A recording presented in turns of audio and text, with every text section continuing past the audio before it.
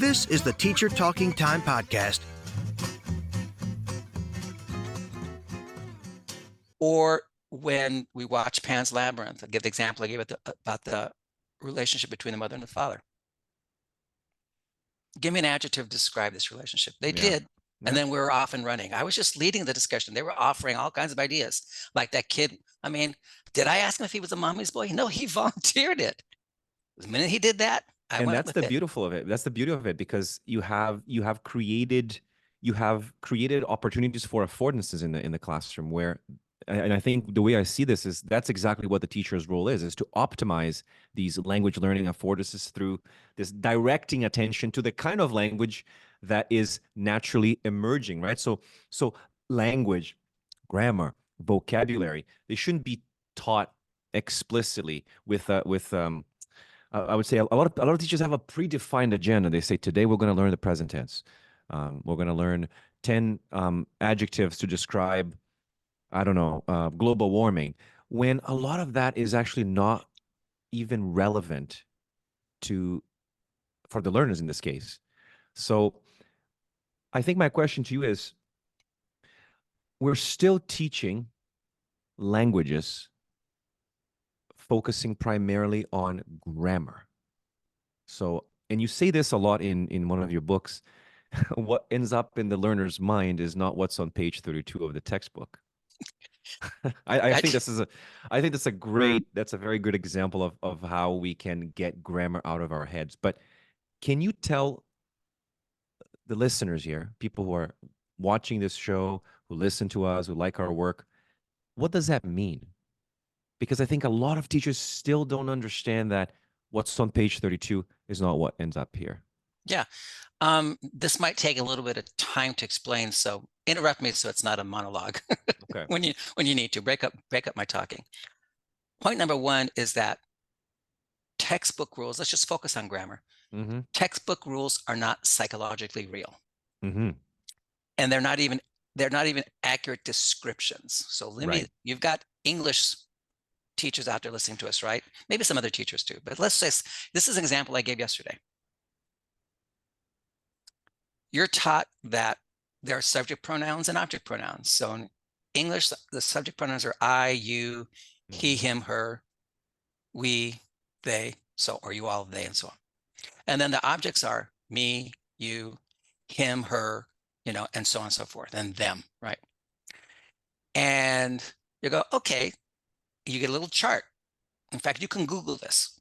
And an ESL learner could Google this, him or herself, and find, oh yeah, this is English, this is the subject, these are the objects, right? And then I showed people yesterday, for example, what's really in your head. Okay, so you can take a simple example like this. I am going, subject, I works. Me, I'm going, doesn't work, object. And then you do this. John and I are going, John and me are going. How can me be in there if it's an object when John and I are the subject? Now I can say John and me, which is the subject. That's an object. And then you go, and I gave them a bunch of it. Then you can do the opposite, which happens in spoken English all over the place now, is she gave it to John and me. She gave it to John and I. But now watch what happens. She gave it to I and John. No, she gave it to me and John. So I can say she gave it to John and I, but I can't say she gave it to me. So what is in your head? How do subjects and objects actually work? It's not what's on page 32. It's much, much more abstract than that. And here's another example. This is a little more in the weeds. This is for my linguistic nerd friends out there. You're taught that English is a subject-verb language and so on and so forth, or you just know that. You go to study Japanese, and the first thing they teach you is the verb is at the end. So you learn explicitly the verb is at the end. And then you get to case. Okay, the case marker goes after the noun. So if it's nominative, ga, for example, it goes after the noun. If it's object, I think it's O, right? O goes after the the noun if it's an object. Okay, so it goes after. And then you learn something. There are things called particles because Japanese doesn't have prepositions. So like instead of saying in the soup, you say soup in, right? So ni is the particle that corresponds to like in, something like in or place. So you got all these things, you get all these different rules. But what really is going on there? And you look and you, when you understand that language is built on phrases, noun phrases, verb phrases, prepositional phrases, and so on, then you understand that phrases consist of two parts. They're called heads and complements. So in a verb phrase in English, eats chocolate. Eats is the head of the verb phrase, chocolate is the complement, right? And then you have something like a determiner phrase, and you have the man. The is the head of the determinative phrase, and man is a complement. And then, so sentences are all built on phrases. This is true of every single language in the world. Sign language, spoken language, make any difference. Japanese, Urdu, whatever. But unlike English, Japanese has what's called complement head structure. So instead of doing what English does, which is head, the, complement, man, or head, eats, complement, chocolate, Japanese has complement head. So you have, they don't have the, but let's assume they had the Japanese. It would be man the, right? And it would be chocolate eats. So what you really have in your head in Japanese is not all these 4 or 5 different rules for where you put stuff. It's you have this abstract thing that says, here's how phrases work in Japanese. Heads come after their complements. That's what's in your head. And that's what allows you to have Japanese, something like that. So when I say that what's on page 32 is not what's in your head, I really mean that description is not only not psychologically real, largely, most of the time it's inaccurate. It's just wrong. And so it can't wind up in your head. You never learn the damn language. So, and for follow-up for those people who are asking the question, no, you cannot convert what's on page 32 into what's in your head. It doesn't work that way. I was about to follow up with that. Yes. Can this declarative knowledge be converted into procedural knowledge? No. Let me give you a metaphor. This is one of my favorite. Okay, this is a metaphor. Okay, I'm going to ask Andrew this question. Basic chemistry, right? Oh God. What's a water molecule made out of? What's the symbol when you write it? H2O. H2O, right? H2O. So two atoms of hydrogen and an atom of oxygen. Right. Okay, now let's say I got a bunch of those water molecules. I've got about H2Os, and I heat them up. What happens to it? What does it turn into? Psst. Steam. Turns in steam, right? Okay, now let's say I take those same water molecules, but this time I make them really, really cold. I freeze them. They turn into ice, I think. Ice. Okay, now have the molecules changed? Are the steam molecules still H2O, or are they something different? You're really challenging my grade 10. But I think they're different. Or are they the same? No, H2O is H2O. They haven't changed. H2O. Okay. Yeah, they just, what happens with Even that the is state is different. Okay. they're moving around faster, and they're putting more space between the molecules. And then when you freeze them, it's still H2O, but you're condensing the space between the molecules. Okay, great. So you have not changed the nature of the molecules. Now, have you ever seen an olive oil molecule? No. Definitely not. It's like on a page, it's like this long. It consists of carbon, oxygen, and hydrogen. And there's like 24 hydrogens in there, and there's a bunch of carbons, a bunch of oxygens, and they're all doing weird. So it's this big, long thing, and it's an intricate, complex molecule. So here's my question, Andrew. Can I heat that H2O molecule and turn it into an olive oil molecule? 50-50 shot. You No. can't, right? You can't. Okay. When you heat a water molecule, it turns into steam. It stays a water molecule. Okay. Can I freeze that water molecule and it becomes an olive oil molecule? No. No, it cannot, right? Because water is water and olive oil is olive oil. This is why when you put it together, they don't even mix, they separate, right? They're different things. You can't turn one into the other by any known means. or standard means, right? So there's no mechanism by which I can take a water molecule and turn it into an olive oil molecule. I just can't.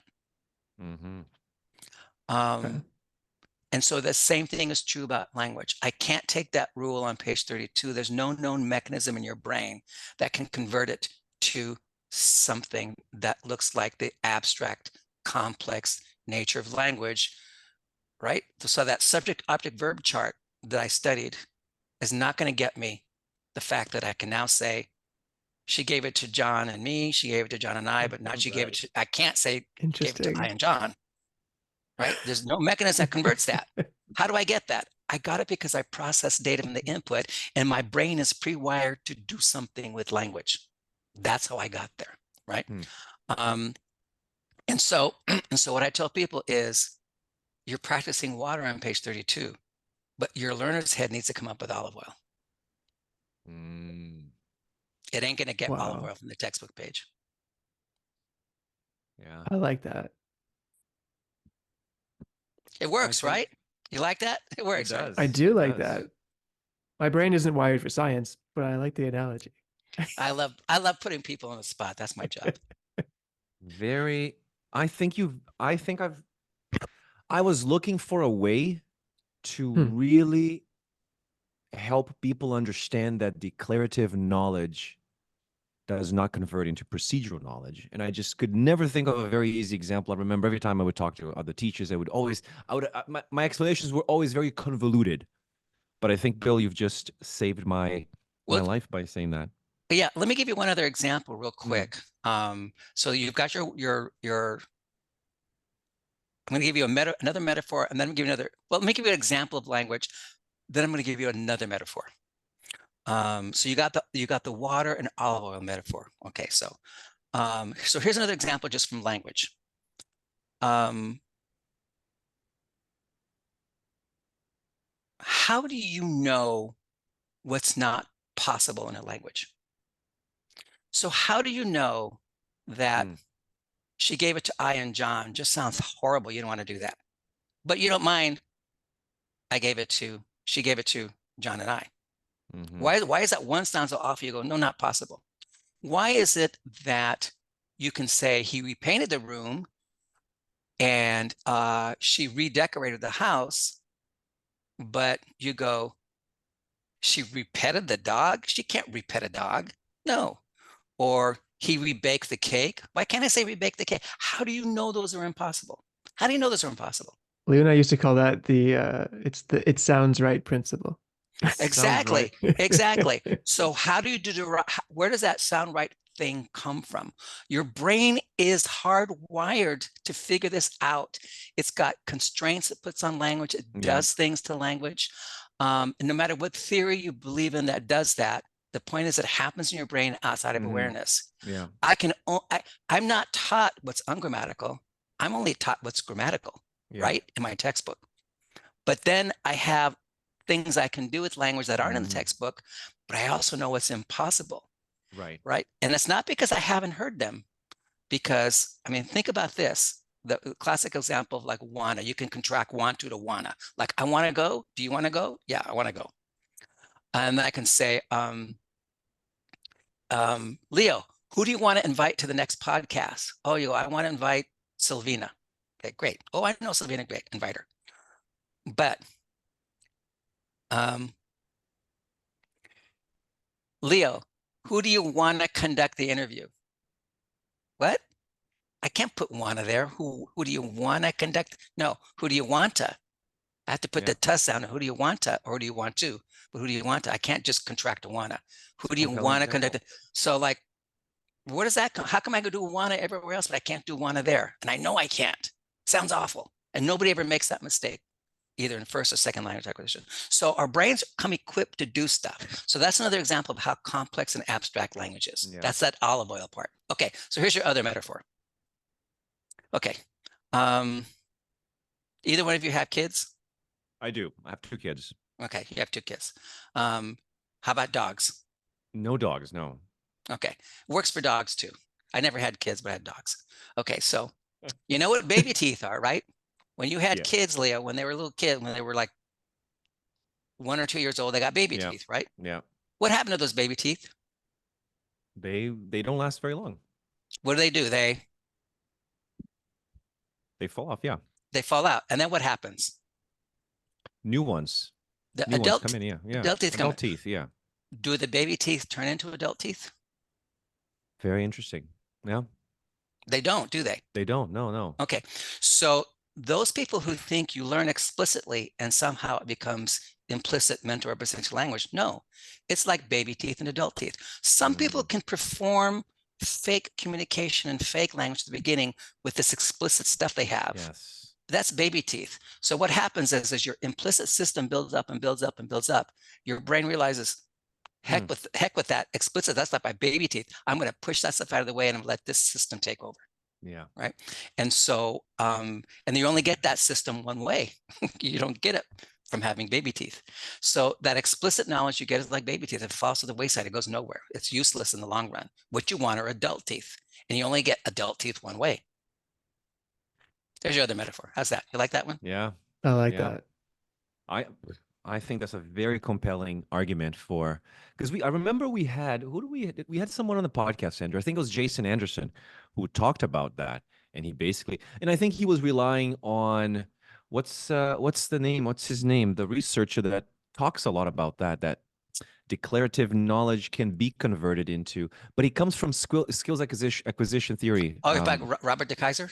Yes, the Kaiser. Yeah. Yeah. What's the issue with, in your perception, Bill? What's the problem with the Kaiser's theory? It just can't account for the totality of language acquisition. It can't even account for your ability to speak. So, for example, I had a conversation with Robert. I hope he doesn't mind me saying this, through email, and I asked him that very question. Through skill theory, how is it that you come to know that who do you want to conduct the interview you can't do, or Jane gave it to I and John you can't do? How does skill theory account for the fact you come to know those things? And he basically said, I don't care about it. I don't care about mental representation. And I go, but mental representation is language. That's what language is. It's in your head. It's what it is, right? And so people confuse speaking with language. No, language is in your head. Speaking is part of communication. Okay. You always say that. Communication is more than just speaking. Right. And language isn't the same thing as communication. They're two separate things. Right. Okay. So there's that issue that skill theory can't account for what's in your head. It can't even account for example, like the wanna. So under skill theory says you learn a rule and you practice it, and it becomes, you go from declarative to procedural, and then you automatize it. There's that final stage of automation. Well, if I'm automatizing wanna, and do you want to go? Yeah, I want to go. Who do you want to invite to the party? Yeah, I want to invite Andrew. So what in skill theory prevents me from saying, who do you want to conduct the next interview? What keeps me from doing that in the skill? Because now that's speaking. That's the speaking part, not the knowledge part. I should be able to, under skill theory, go, yeah, who do you want to conduct the interview? And guess what? ESL learners don't make that mistake, by the way. Little kids learning English don't, but English ESL speakers don't make that mistake. They don't say stuff like that. If they have contractions, they just don't do it. And I've given tests to ESL learners just to ask them, anecdotally, at different levels of English, and they go, who do you want to, with that weird sentence like that, right? They go, no, that sounds weird. No, is that good English? No, it's not. No, yeah. What you said, yeah. So skill theory can't account for that, and it never comes out of their mouth. So under skill theory, what keeps you from doing something you should be able to do because you've automatized that phrase or structure, whatever. So to me, there are problems with the theory. Right. That does not mean that in general you get better at doing something overall. You do. Right. Yeah, that's absolutely true. The more you listen, the better you get at listening. The more you read, you get better at reading. The more you talk, the more you write. Yeah. I mean, but that's communication. It's not language.